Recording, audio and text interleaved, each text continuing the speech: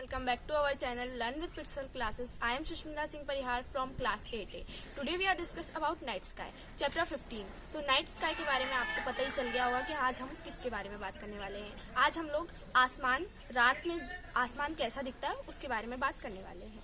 तो वीडियो को पूरा देखिएगा और लाइक और सब्सक्राइब करना ना भूलिएगा। तो लेट्स गेट स्टार्टेड। जब हम लोग सुबह आसमान में देखते हैं तो हमें ज़्यादा चीज़ें नहीं नज़र आती हैं, लेकिन अगर हम शाम को यानी रात को आसमान को देखते हैं तो बहुत सारी चीज़ें ट्विंकलिंग कर रही होती है जिन्हें हम स्टार्स कहते हैं। तो आज हम लोग स्टार्स के बारे में बात करेंगे। When we see the sky at night with the help of telescope we see different kind of things. We see large number of stars and we also see some groups of stars which appear to be a cluster is also known as constellation. तो जब हम लोग रात के समय telescope की मदद से आसमान को देखते हैं तो हमें अलग अलग चीज़ें दिखती हैं, जैसे मीटियोर्स, शूटिंग स्टार्स और कॉमेट्स और तारों के झुंड. आज हम उसको कॉन्स्टलेशन कहते हैं. आज हम उनके बारे में पढ़ने वाले हैं. हमारी मैथ्स साइंस की बुक है, तो ये है हमारा चैप्टर. इस पे हम लोग अब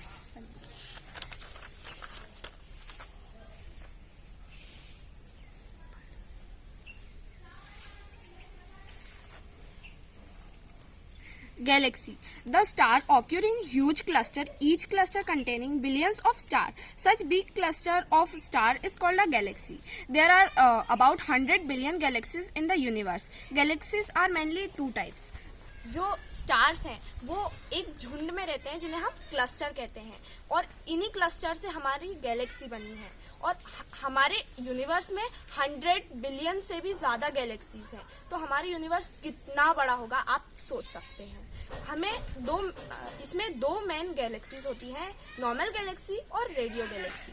नॉर्मल गैलेक्सी को हम ऑर्डिनरी टेलीस्कोप से हम लोग उसे देख सकते हैं, उसे फोटोग्राफ कर सकते हैं. लेकिन जो रेडियो गैलेक्सी होती है उसके लिए हम लोगों को एक रेडियो टेलीस्कोप आता है, उससे हम उसे देख सकते हैं.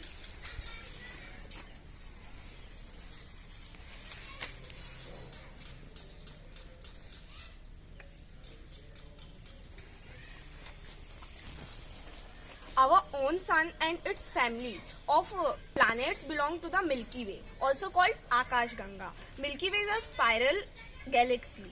There are about 200 to 400 stars in the Milky Way galaxy. There are approximately 10 की power 5 LY long and 5000 LY thick at the center and 1000 LY thick at his edges. हमारी सन और उसकी फैमिली प्लैनेट्स की वो मिल्की वे से belong करती है, यानी मिल्की वे में है, यानी उसे हम आकाशगंगा भी कहते हैं. आकाशगंगा बहुत ही बड़ी है और उसमें 200-400 से ज़्यादा स्टार्स है. यानी हमारे गैलेक्सी इतनी बड़ी है तो यूनिवर्स तो इतना बड़ा है, उसमें कितने सारे स्टार्स होंगे, गैलेक्सीज होंगे और अलग अलग प्लैनेट्स. हमें तो अभी आठ के बारे में ही पता है, 8 प्लैनेट्स. पता नहीं हमारे यूनिवर्स इतना बड़ा है कितने उसमें होंगे. तो अब हम लोग आगे बढ़ते हैं कॉन्स्टलेशंस पर. Constellations. The stars which appear in the form of closed group and form recognizable shape and patterns are known as constellation. Some of important constellations are Ursa Major. Ursa Major constellation is a group of 7 bright stars, and it is also called a Great Bear and a Big Dipper because these 7 stars with arrange the form of a dipper and utensil used in olden days to drink water. 3 stars in the handle and 4 stars in its boats. जो ये 7 तारों का झुंड है, इसे हम सप्त ऋषि भी कहते हैं. ये पहले के ज़माने के लोग जो थे इसको बिग डिपर इसका नाम इसलिए है क्योंकि इससे पुराने ज़माने के लोग जो हैं पानी पिया करते थे. 3 जो है उसके हैंडल और 4 उसके बॉल यानी उसका कटोरा. और अब हम लोग आगे बढ़ते हैं अर्सा माइनर पर. Ursa Minor consists of 7 bright stars. The star at the end of the tail is the pole star, Dhruv Tara. The arrangement of stars in Ursa Minor is shown is shown here. It is also called the pole star constellation. जो ये है हम लोगों के सप्त ऋषि, इसमें जो सबसे आखिरी में उसकी पूंछ पे होता है वो पोल स्टार है और ये नॉर्थ साइड पे होता है. सारे स्टार अपनी जगह बदलते हैं लेकिन कभी भी पोल स्टार अपनी जगह नहीं बदलता. क्या आपको पता है पोल स्टार कौन सी डायरेक्शन शो करता है? अगर आपको पता है तो कमेंट सेक्शन में प्लीज इसका आंसर दीजिए. और आगे बढ़ते हैं हम लोग. इसकी हेल्प से हम लोग जो अभी भी और पुराने जो लोग थे वो डायरेक्शन का पता लगाते थे. वो अपने हाथ को इस टाइप से रखते थे नॉर्थ, जो आप इसको देख सकते हैं. ये उसमें जो आप देख रहे थे सप्तऋषि, इसको भी इस तरीके से आप देख सकते हैं. ये यहाँ पे मौजूद है. लास्ट में जो टेल में आपको ये दिख रहा है इसको हम ध्रुव तारा भी कहते हैं. और अब हम लोग आगे बढ़ते हैं ओरियन कॉन्स्टेलेशन पर. Orion constellation is a 7 bright star group of 7 bright star. It resemble a Hunter man with a sword. ये भी 7 उसका एक ग्रुप है. ये ओरियन बनाता है. इसे हम कल पुरुष भी कहते हैं.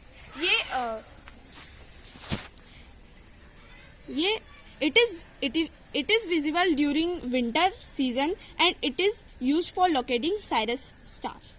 इससे हम साइरस स्टार की पोजीशन भी पता कर सकते हैं और इसे हम कलपुरुष भी कहते हैं.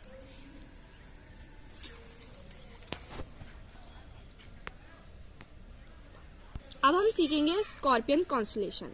It consist at 7 bright star. It resemble a scorpion. ये एक बिच्छू का रूप बनाता है. अगर आपको इसकी कहानी पता है कि ये 7 स्टारों का क्या लेना देना है तो मैं आपको बताती हूँ. Let us know an interesting tale linking constellation. Once the mighty hunter kill the all animal on the earth. This the earth of the goddess heard this. He sent a scorpion to kill Orion. Seeing the scorpion, Orion ran away and continues to do even now. This story takes into account the fact that Orion goes below the horizon about the same time as Scorpion rise. It rise again only when Scorpion set. तो जो मैंने अभी आपको कहानी सुनाई मैं आपको एक बार और बताती हूँ हिंदी में. एक ओरियन नाम का कलपुरुष जो अभी हमने उसमें देखा था 7 स्टार्स का, वो पृथ्वी के सारे जानवरों को एक दिन मारने निकला. तो ये हमारे भगवान यानी पृथ्वी के भगवानों ने सुना और एक स्कॉर्पियन यानी बिच्छू भेजा पृथ्वी पर. उस बिच्छू को देखकर जो कलपुरुष है वो भागने लगा और कहते हैं कि वो अभी भी भाग रहा है. लेकिन ये कितना सच है और कितना झूठ हमें अभी नहीं पता. लेकिन कहा जाता है कि जब स्कॉर्पियन निकलता है तो आसमान में कलपुरुष नहीं दिखता. और जब स्कॉर्पियन आता है कलपुरुष नहीं दिखता और कलपुरुष जब आता है स्कॉर्पियन नहीं दिखता. ऐसा कह रहे हैं कि अभी भी वो कलपुरुष हमारे हॉरिजॉन में भाग रहा है. और अब हम लोग बढ़ते हैं Pleiades constellation. It looks like a cluster of twinkling gems in the night sky. It is seen in summer in the northern hemisphere and in summer in the southern hemisphere. ये जो जेम्स हैं जो twinkling कर रहे हैं वो winter के समय नॉर्थ में दिखते हैं और समर के समय साउथ में दिखते हैं. और अब आती है कैस्पियो कॉन्स्टेलेशन की. It is a group of 5 star. ये 5 तारों का ग्रुप है और ये W और M बनाता है. It is seen during winter opposite to the Big Dipper in the northern sky. ये बिग डिपर जो है उसके अपोजिट साइड दिखता है नॉर्थन स्काई में. तो आज हम लोग इतना ही पढ़ेंगे. आगे वीडियो बहुत लंबा होता जा रहा है और नाइट स्काई अभी इतना बड़ा चैप्टर है, मैं आपको इतने से वीडियो में पूरा नहीं बता सकती. लेकिन सबसे इम्पोर्टेंट थीम तो अभी रह गई है. तो चलिए थोड़ा सा मैं आपको बता देती हूँ. Solar system. तो हमारे सोलर सिस्टम में 8 प्लैनेट्स हैं. तो आप यहाँ देख सकते हैं Neptune, Uranus, Saturn, Jupiter, Mars, Earth, Venus, Mercury. तो ये है हमारे 8 planets. Planets mean wanderer in Greek language. In our solar system, there are 8 major planets including the Earth. The planets in order of increasing distance from the sun are given below. तो जैसे मैंने अभी आपको बताया था, ये इस type से है। मर्क्यूरी, मर्क्यूरी सन के सबसे पास है और इसे हम बुध कहते हैं। वीनस, वीनस वीनस एक रॉकी प्लैनेट है और इसे हम शुक्र कहते हैं। अर्थ, थर्ड, जिसे हम ब्लू प्लैनेट कहते हैं और इसे हिंदी में हम पृथ्वी कहते हैं। मार्स, मार्स एक रेड प्लैनेट है जिसे हम मंगल कहते हैं। जुपिटर,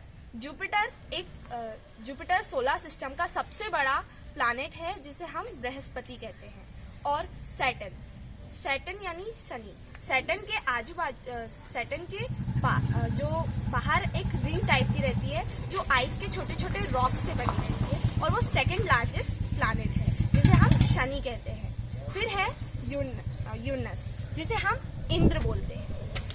और फिर है नेपट्यून, नेपट्यून को हम लोग वरुण कहते हैं।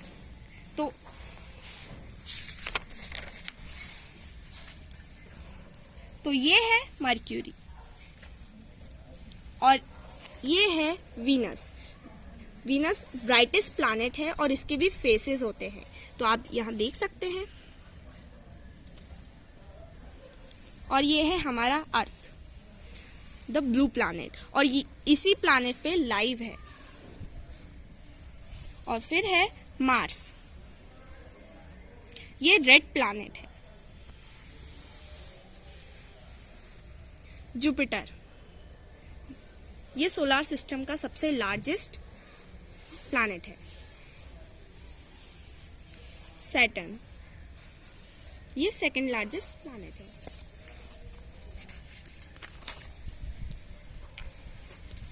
ये है यूरनस, ये सबसे फर्स्ट डिस्कवर्ड, जिसे हमने टेलीस्कोप से डिस्कवर किया था। ये है नेपट्यून, सबसे लास्ट प्लैनेट। और ये है हमारा सन।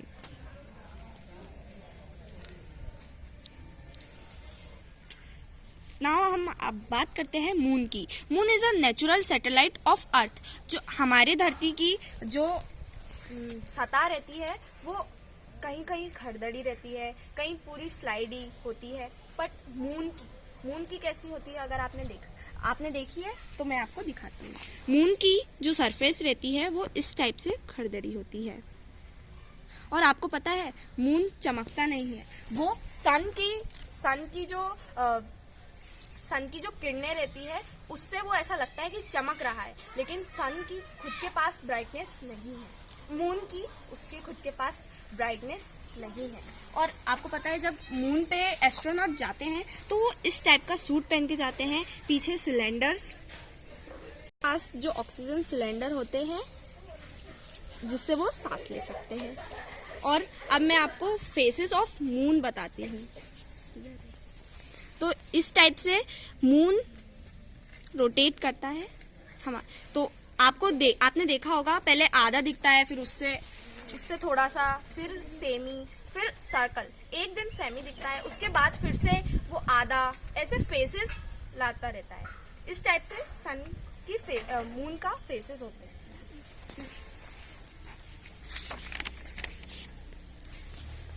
तो पिछली वीडियो में आप लोगों आपको पता है इंडिया की फर्स्ट सैटेलाइट का नाम क्या था?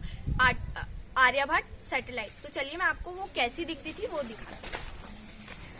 तो आर्यभट्ट सैटेलाइट इस तरीके से कुछ दिखती थी और वो 19 अप्रैल 1975 को लॉन्च हुई थी।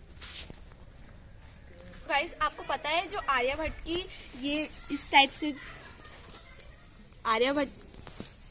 तो गाइस आपको पता है आर्यभट्ट की सैटेलाइट की जो आकृति है वो किस नोट पे बनी है? अगर आपने वो वीडियो देखा है हमारे चैनल का तो प्लीज कमेंट सेक्शन में कमेंट करें, और जिनने नहीं देखा है उसको देखकर फिर कमेंट करें। हाँ, तो गाइज मैं भी आपसे एक क्वेश्चन पूछना चाहती हूँ। जो मैंने अभी आपको बताया है उसमें मैंने आपको बताया था, तो कौन सी ऐसी कॉन्स्टलेशन है जिसमें W और M का शेप बनता है? तो आप प्लीज कमेंट सेक्शन में बहुत सारे कमेंट्स कीजिए। और मुझे इसके लिए बस इतना ही। अगर आपको और किसी सब्जेक्ट में आपको कुछ पढ़ना है तो प्लीज हमारे हमारे कमेंट बॉक्स पे कमेंट कीजिए ताकि हम उस पर वीडियो बना सके और आपको भेज सके।